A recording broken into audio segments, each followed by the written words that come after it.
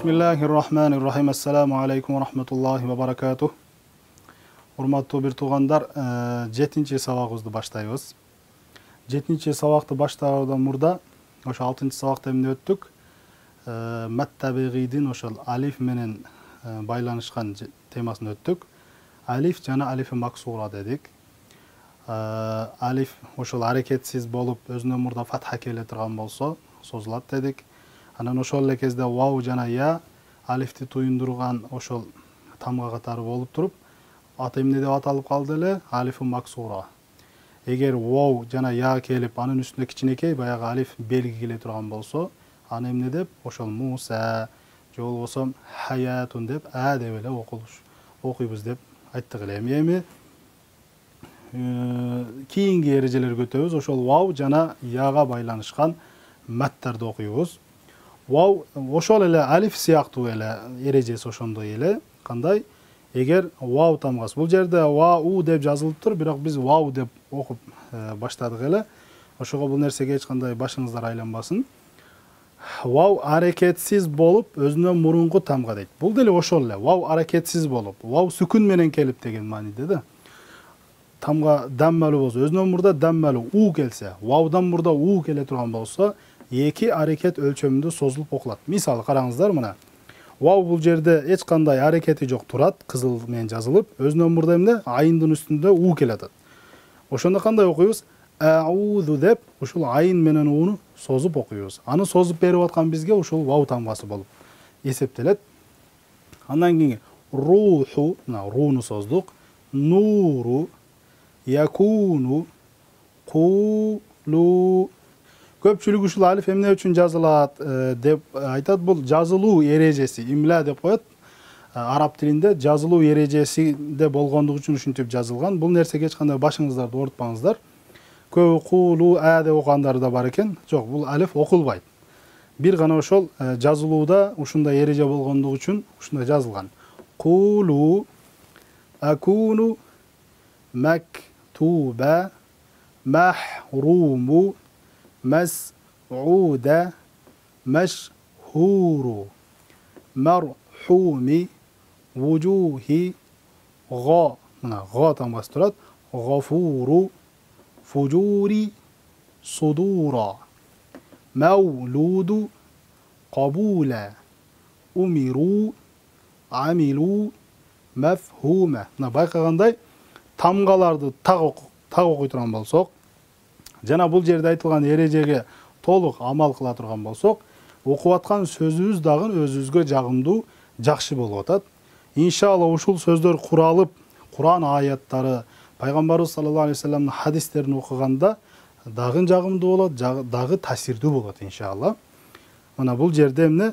Туказзибуна, зал менен келген. Туказзибуна деп вау ошол у созулуп атат. Яштахуна махлуку. Ошо мах деп ха чыгып атат. Аны унутпайлы. Махлуку яжидуна юминуна. Бул жерде ушул юминунада үстүндө тура турган бир маселе бар мына. Я у анан вау жазылып, ваудун үстүгө эмне? Хамза анан сүкүн жазылып калыптыр. Хамзаны эмне дедик эле? Хамзаны ошол фатха, кесра, дамманы сөздүн ичине алып кирип бере турган бир аракет дедик эле. Демек, хамза фатха менен келсе а болот, кесра менен келип калса и болот, дамма менен келип калганда у болот дагы, сүкүн менен келип калганда хамза дагы аракетсиз абалга айланып калат экен. Бул жерде байкагандай деп эч кандай бир аракетке ээ болбой калды мына. Юминуна деп. Эмне үчүн хамза аракетсиз болсо астына вау жазылды деген да суроо сиздерде пайда болушу мүмкүн. Себеби ваудан мурда у менен башталгандыгы үчүн, мына ю деп башталгандыгы үчүн уга эмне жакшы эле? Алиф же касра эмес, вау жакын болчу да. Ошондуктан бул жерде хамза ваудун үстүгө жазылып, аракетсиз болуп, мындай чочтулуп окулат. Юминуна. Кур'ан-ы Каримде аллазина юминуна деп келет. Көпчүлүк бир туугандарыбыз ошол жерде юминуна деп каф коюп алат экен, же болбосо каф коюп алат экен. Ал туура эмес. Ю деп баягы чочтуп окуйбуз. yu'minuna deb buna bul jaq sozuldu. Mına malikuna, yakununa, raciuna, yasumuna, xaliduna. Uşuntip tak жақшы qılıp okup үйrөнөбүz inşallah. Keyingisi bolsa ya. Ошол эле я тамгасы biz başında ayttık эле ya de оозду жайып айтабыз деп. Ошол ya. Бул деле ошол ya аракетсиз болуп өзүнүн мурунку тамга кесралуу болсо эки аракет өлчөмүндө созулуп окулат. Сөздөрдү айтып атканда кээ бирги терминдер түшүнүксүз болуп калышы мүмкүн. Кесралуу болсо дейт. Кесралуу дегени ошол өзүнөн мурунку тамга и болсо деген түшүнүк. Мына бул жерде турат мына. Я келди. Я тамгасы кызыл менен жазылып тур. Өзүнөн мурдагы фа кандай менен турат? Кандай аракет менен? И менен турат. Фи деп. Ошондуктан ядан мурда и келгендиги үчүн бул я созулат мына. Фи хи деп. Мына караңыздар. Фи хи. Бани бул жерде көрдүңүздөр. Яда эч кандай аракет жок. Я сүкүн менен, бирок өзүнөн мурдагы нун ошол ны тамгасы эмне и менен келген мына бани деп созулат. Аби инни. Урматтуу туугандар, ушул нун кайсыл жерде, мим кайсыл жерде, Курандын кайсыл жеринде болбосун шадда менен келдиби, албетте үстүндө турабыз. Жөнөкөй ушундай алифбе окуп атканда сөздө деле туура так туруп окуш керек мына. Инни махи наси лафи тини. Мына таны туура окуйлу. Тини вали. Вали байкасаңыздар, мына вовдо алиф келди. Себеп алиф келген себеби вау фатха менен келди. Вау фатха менен келген үчүн алиф аракетсиз болуп келген үчүн вау созулду мына. Вали деп бул жак созулуп калды мына. Нади алиму дида уриду нила дину. Күндө эле биз колдонгон ошол дин сөзү арабтарда дину деп айтылат экен.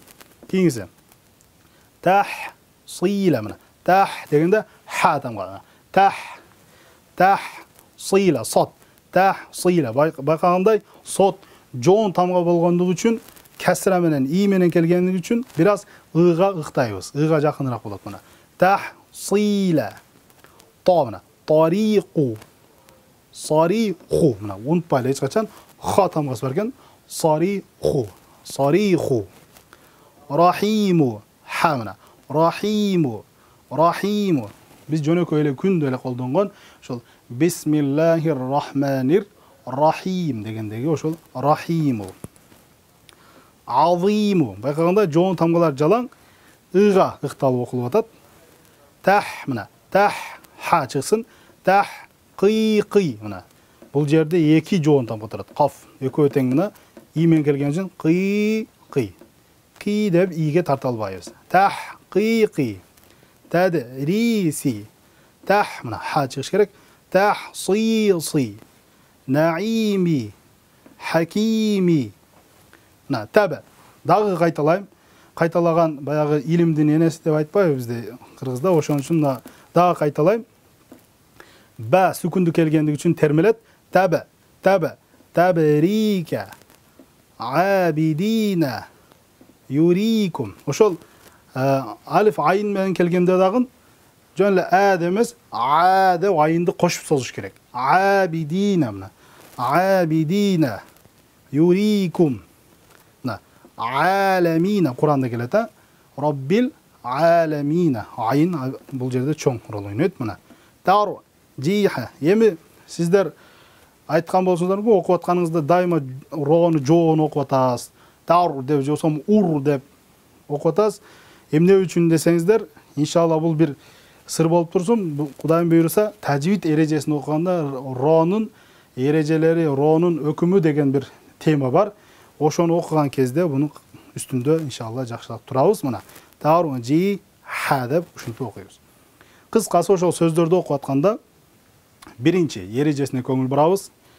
Эң негизгиси, экинчиси ошол тамгалардын туура окулушуна, анан ошол колдон келишинче сөздөрдүн туура окулушуна көңүл бурсак, иншалла биз ойлогон максатка жеткен болобуз. Аллах таалам ушу үйрөнүп аткан сабактарыбызды баарыбызга берекелүү кылсын. Ушул үйрөнүп аткан сабагыбыздын келечеги кең болсун. Кур'ан-ы Керимди окуп, баарыбыздын уулубуз, кызыбыз Кур'ан жаттаган кари, Кур'ан жаттаган хафиздардан болсун. Кыяматта биздин башыбызга күндүн нурудан нурлуу тач кийгизген перзенттерден болсун. Ассаламу алейкум ва рахматуллахи ва баракатуху.